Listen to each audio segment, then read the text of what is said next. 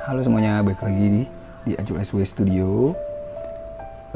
Hari ini kita mau ngebahas tentang 25 istilah di kripto ya. Karena kemarin itu sempat ada yang komen, Bang, apa itu blockchain, apa itu ini, apa itu.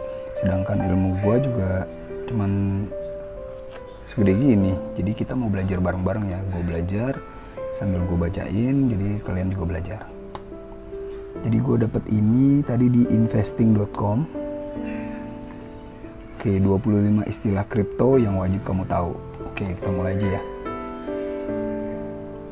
1. Address atau alamat. Alamat adalah serangkaian karakter yang berfungsi sebagai tempat di mana individu dapat menerima, menyimpan, atau mengirim cryptocurrency seperti nomor telepon atau kode pos. Setiap alamat kripto bersifat unik. Nah, jadi kalau alamat itu kan address kita, misalnya kita punya wallet, ada addressnya tuh ya, bisa di copy, paste gitu. Kalau kalian belum pernah punya wallet, nanti bakalan ngerasain kalau udah punya wallet ya. Jadi ada address kalian, alamat dompet kalian. By the way, ini bintitan gue udah mulai mengecil, alhamdulillah ya. Lanjut, altcoin. Altcoin merujuk pada semua kripto selain Bitcoin. Nah, jadi altcoin itu semua kripto selain Bitcoin. Dan dalam beberapa konteks, Ether itu Ethereum ya. Frase ini digunakan untuk mendeskripsikan berbagai kripto lainnya dengan cara yang objektif. Jadi ya udah, kalau ada yang bilang altcoin, ya udah semua di luar Bitcoin itu disebut altcoin. 3. Bitcoin maksimalis. Bitcoin maksimalis merujuk pada seseorang yang percaya bahwa Bitcoin adalah satu-satunya cryptocurrency yang memiliki nilai. Jadi kalau Bitcoin maksimalis itu dia tuh nggak percaya altcoin, meme coin, nggak percaya dia. Semua itu sampah menurut dia. Dia tuh full satu bucket aja Bitcoin. Gue percayanya Bitcoin doang. Nah, itu disebutnya Bitcoin maksimalis. Bahkan di beberapa berita Bitcoin maksimalis itu yang ekstrim ya. Mereka tuh emang tujuannya ngebuat Bitcoin menggantikan uang, mata uang. Nomor 4, blockchain. Nah, ini banyak yang nanyain kemarin ya, blockchain. Blockchain yang terdiri dari serangkaian blok adalah buku besar digital dari semua transaksi yang telah diverifikasi pada suatu cryptocurrency tertentu. Nah, jadi blockchain itu adalah serangkaian blok-blok gitu ya, serangkaian blok-blok yang isinya adalah menyimpan riwayat database, menyimpan transaksi. Misalnya kita beli Ethereum pakai Bitcoin misalnya atau pakai uang. Nah, itu semuanya kecatat di blockchain. Kayak gitu. 5. Blok. Istilah kripto untuk blok merupakan blok yang membentuk sebuah blockchain. Pada setiap blok menyimpan riwayat database dari semua transaksi yang dilakukan pada kripto hingga blok tersebut penuh. Jadi blok yang membentuk sebuah blockchain. Oh, jadi ini misalnya blockchain. Nah, ini di dalamnya ada blok-blok, banyak kotak-kotak blok gitu ya, yang isinya itu transaksi yang dilakukan pada kripto. Nomor 6 ada BTFD. BTFD adalah singkatan dari Buy the Fucking Dip. Buy the Fucking Dip. Ini digunakan ketika seorang trader menyarankan orang lain untuk membeli mata uang digital yang harganya turun. Oh, BTFD, Buy the Fucking Dip. Ya, dip berarti kan pas turun ya. Jadi misalnya manta lagi naik, tiba-tiba turun. Nah, itu BTFD tuh, Buy the Fucking Dip. Beli yang paling bawahnya itu. Nomor 7, DApps, DApps. DApp adalah kependekan dari Decentralized Application, yang berarti aplikasi praktis yang berbasis blockchain dan atau kripto. DApps berupa permainan seluler, platform komunikasi, dan situs media sosial. Oh, berarti DApp itu aplikasi desentralisasi. Misalnya apa ya? Mungkin Dex lagi. Dex Screener misalnya, itu mungkin DApps ya. Nomor 8, DeFi. Istilah kripto untuk DeFi adalah kependekan dari Decentralized Finance. Jadi DeFi itu Decentralized Finance, DeFi adalah gerakan di dalam dunia kripto yang tidak hanya berdagang mata uang desentralisasi, tetapi melakukannya dengan cara yang terdesentralisasi pula. Ya udah, finance ketemu kripto jadi DeFi. Proyek DeFi paling populer adalah protokol pertukaran desentralisasi yang mengotomatisasi pertukaran cryptocurrency antara pembeli dan penjual, menghilangkan kebutuhan akan perantara. Ya udah, berarti desentralisasi, jadi nggak ada perantaranya, nggak ada banknya. Ini ada pembeli, ini ada penjual, biasanya ada bank. Kita mau beli komputer, transfer uangnya dulu lewat BCA, terus ke penjualnya. Nah kalau di DeFi berarti kita beli laptop langsung ke penjualnya, nggak usah ada banknya. Nomor 9, fiat. Fiat adalah istilah untuk mata uang yang dikeluarkan oleh pemerintah, seperti dolar atau yen Jepang. Secara lebih luas, fiat digunakan untuk menggambarkan setiap mata uang yang dikendalikan oleh otoritas pusat. Bitcoin dalam desain terdesentralisasinya berfungsi sebagai poin kontras terhadap mata uang fiat tradisional. Jadi fiat itu ya mata uang ya. 10. Fork. Fork terjadi ketika suatu kripto atau jaringan berbasis blockchain bercabang menjadi dua proyek yang berbeda dengan kode dan prinsip pengaturan sendiri. Dalam kasus soft fork, hanya satu blockchain yang tetap beroperasi, sedangkan hard fork menghasilkan dua rantai blok yang baru. Contohnya, Bitcoin klasik adalah hard fork dari Bitcoin, karena kedua kripto tersebut berjalan di rantai blok yang berdiri sendiri, dengan sekelompok penambang, simpul, dan peserta jaringan sendiri. Agak bingung ini. Fork. Oh, jadi fork itu misalnya dulu kan ada Bitcoin, ada Bitcoin Cash, ada Bitcoin Gold. Nah, dulu nih ada nih guys. Bitcoin Cash, misalnya Bitcoin Gold. Jalannya bareng nih, fork. Ini tiga-tiganya termasuk fork karena dia Bitcoin tapi berjalan sendiri-sendiri. Sekarang yang masih bertahan tinggal Bitcoin aja, yang semuanya udah nggak ada. 11. Gas. Gas adalah biaya untuk kekuatan komputasi saat menyelesaikan transaksi pada blockchain Ethereum yang kemudian dibebankan kepada peserta jaringan dalam bentuk biaya, gas fee ya. Bukan di Ethereum aja sih, hampir semuanya sekarang ada gas fee-nya ya. Cuman yang paling gede gas fee-nya itu di Ethereum. Jadi gas fee itu misalnya kita mau beli kita mau ngambil uang di BCA, misalnya mau transfer uang di BCA, ketek, ada uang gas fee-nya tuh kan 2.500 kan. Nah, 2.500 itu kalau di kripto disebutnya gas fee. Paling gede di Ethereum gas fee-nya, paling kecil itu kayaknya di Solana. 12. Halving. Istilah kripto untuk halving merujuk pada salah satu peristiwa paling dinanti untuk Bitcoin. Ini adalah proses mengurangi setengah dari hadiah dari penambangan Bitcoin setelah sekitar 210.000 blok ditambang. Ini biasanya memakan waktu sekitar 4 tahun. Halving bertujuan untuk memastikan bahwa jumlah Bitcoin yang beredar tidak mengikat secara eksponensial. Jadi halving itu penambangan ya guys. Jadi penambangan Bitcoin itu terjadi setiap berapa ribu blok kayaknya deh ya. 210.000 blok. Jadi sekitar 4 tahun. 4 tahun sekali itu halving. Nah, setiap 4 tahun sekali itu ada jadi keuntungannya itu jadi lebih kecil dari sekarang. 13. Hash rate.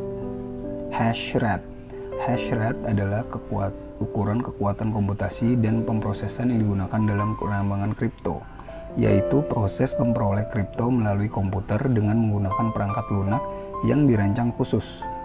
Hash rate yang lebih tinggi menunjukkan jaringan yang lebih kuat. Nah, jadi hash rate misalnya ini nambang Bitcoin hash rate-nya berapa gitu. Jadi kekuatan kekuatan komputernya untuk memproses kalau Bitcoin berapa gitu hash rate-nya. Nah, 14. 14 hodl. Hodl bukan kesalahan penulisan. Jadi tulisannya HODL, hodl. Ini adalah bahasa slang. Menurut legenda internet, jari seorang penggemar kripto awal tersandung dan ia mengetik hodl di forum obrolan internet, mendorong rekan-rekan investornya untuk tidak menjual. Saat ini ketika harga Bitcoin turun, para investor setia mendorong satu sama lain untuk hodl dan tidak menjual token mereka. Ide di balik cerita kripto untuk hodl adalah bahwa harga Bitcoin akan terus naik terlepas dari penurunan besar-besaran. Frase ini menandakan kesetiaan dan keyakinan pada kenaikan Bitcoin. Jadi hodl itu ibaratnya hold, ditahan gitu ya. Jadi misal lu jual nggak? Hodl lah gua gitu. Jadi gua tahan Bitcoin gua nggak bakalan jual. 15. ICO atau Initial Coin Offering adalah proyek blockchain mengumpulkan dana dan meluncurkan jaringan mata uang virtual mereka. ICO meledak popularitasnya pada tahun 2017 dan 2018 di tengah kegilaan pasar yang lebih luas. Banyak ICO adalah skema pump and dump klasik. Komisi Sekuritas dan Bursa telah menuntut banyak diantaranya. ICO, Initial Coin Offering. Jadi sebelum dia ke publik mungkin ya, dia ngasih gue mau, boleh nggak nih misalnya ke Binance, gue boleh nih launching koin, ntar gue kasih segini gitu di offering. 16. Mining adalah proses ketika cryptocurrency baru dicetak. Banyak kripto bergantung pada sistem perambangan berbasis bukti kerja atau proof of work, di mana kekuatan komputasi diarahkan untuk memecahkan teka-teki matematika yang kompleks sebagai cara untuk secara bersamaan mengamankan dan menggerakkan jaringan sambil mencetak koin baru. Mining itu penambangan ya. Jadi mining itu proses ketika cryptocurrency baru dicetak. 17. NFT atau non-fungible token adalah aset digital yang memberikan kepemilikan atas barang virtual seperti karya seni digital atau koleksi online. Sebagian besar kripto bersifat fungible, yang berarti tidak ada perbedaan berarti antara satu koin dan koin lainnya. Pemegang Bitcoin tidak peduli dengan Bitcoin yang tepat yang mereka pegang. Sedangkan pemegang NFT dengan tema LeBron James tidak akan secara otomatis memberikan nilai yang sama pada NFT dengan tema Kobe Bryant. NFT menjadi sangat populer tahun 2021, mencapai puncaknya dalam lelang seni digital NFT senilai 69 miliar US dollar. Jadi ya kemarin ya, NFT itu non-fungible token. Fungible berarti tidak terlihat, tapi ya fungible ya. Ageable, itulah. 18. Pump and dump. Pump and dump adalah bentuk manipulasi harga di mana harga suatu kripto dinaikkan berdasarkan rekomendasi palsu atau pump sebelum aset tersebut dijual dengan harga yang lebih tinggi atau dump. Jadi misalnya di pump dulu, jual meme coin, kita beli itu pump udah paling tinggi, dump itu diambil uangnya. 19. Satoshi memiliki dua makna. Pertama merujuk pada Satoshi Nakamoto, pendiri Bitcoin yang anonim dan menghilang setelah menciptakan Bitcoin, sehingga proyek tersebut menjadi terdesentralisasi dan dikelola secara kolektif. Kedua, merujuk pada suatu pertukaran setara dengan 0,0001 Bitcoin. Istilah ini sering digunakan secara santai dalam konteks staking sats, yaitu membeli lebih banyak Bitcoin. Berapa Satoshi gitu misalnya. 20. Stablecoin. Stablecoin adalah kripto atau token berbasis blockchain yang nilainya dikaitkan pada sumber nilai lainnya, biasanya mata uang fiat. Misalnya, satu stablecoin berdasarkan dolar secara setara dengan $1 US. Stablecoin umumnya digunakan untuk memfasilitasi perdagangan kripto dan keuangan lintas batas. Jadi stablecoin itu koin uang ya, koin fiat. Misalnya dolar itu ada USDC, USDT. Nah, gunanya USDT dan USDC ini yaitu membeli misal Ethereum gitu. Kita belinya pakai uang stablecoin, beli altcoin. Lanjut 21, token. Istilah kripto untuk token merujuk pada unit mata uang digital seperti Bitcoin. Jadi token itu ya unit mata uang, Bitcoin gitu ya. Token, koin lah gitu. 22. To the moon. Jika seseorang mengatakan to the moon atau memposting emoji roket, itu berarti mereka berpikir harga suatu cryptocurrency akan mengalami kenaikan yang besar. To the moon. Elon Musk kayaknya ada yang dulu. To the moon, Doge. 23. REK, R-E-K-T. REK adalah bahasa slang dalam dunia kripto yang artinya hancur atau banci. Ini digunakan ketika seorang trader kehilangan sejumlah uang besar. Jadi kalau uang habis, anjir gue di REK gitu. 24. Wallet. Wallet atau dompet dalam cryptocurrency memiliki fungsi yang mirip dengan dompet fisik, tempat menyimpan token atau koin ya. Token itu koin. Namun, tidak semua dompet kripto sama. Dompet panas berada secara online. Artinya, token kripto mudah diakses tetapi juga lebih rentan terhadap peretas. Dompet dingin menyimpan aset digital secara offline, membuatnya aman dari pelaku jahat tetapi sulit untuk berdagang. Nah, jadi wallet itu ada dua. Hot wallet tadi ya, dompet panas itu yang ada di internet. Contohnya Phantom, MetaMask. Terus ada juga cold wallet atau dompet dingin, itu adanya offline. Misalnya Trezor gitu, ada Trezor apalagi gitu. Itu kayak flash disk gitu kan. Itu susah berdagang karena itu harus dicolokin dulu, uangnya kita transfer dulu baru kita bisa jual beli. Nomor 25, Whale. Whale adalah investor individu dan seringkali perusahaan perdagangan yang canggih dengan jumlah besar Bitcoin dan cryptocurrency lainnya. Whale ditakuti dan dihormati di antara pedagang kripto harian karena kemampuannya untuk menggerakkan harga dengan satu transaksi. Whale juga termasuk individu cerdas yang membeli Bitcoin pada tahun-tahun awal dan tidak pernah menjualnya. Sekarang, nah udah gitu. Jadi Whale itu ibaratnya ya grup atau perorangan yang uangnya banyak, yang ngebeli sekali ngebeli itu gede banget gitu. Whale itu ya paus gitu, jadi orang sebesar paus gitu. Nah itu dia 25 istilah kripto yang wajib kamu tahu. Jadi kalau misalnya ada yang kurang, silakan komen aja, nanti kita cari lagi bareng-bareng, kita belajar lagi bareng-bareng, karena gue juga sambil belajar bersama kalian semua. Thank you semuanya, dadah.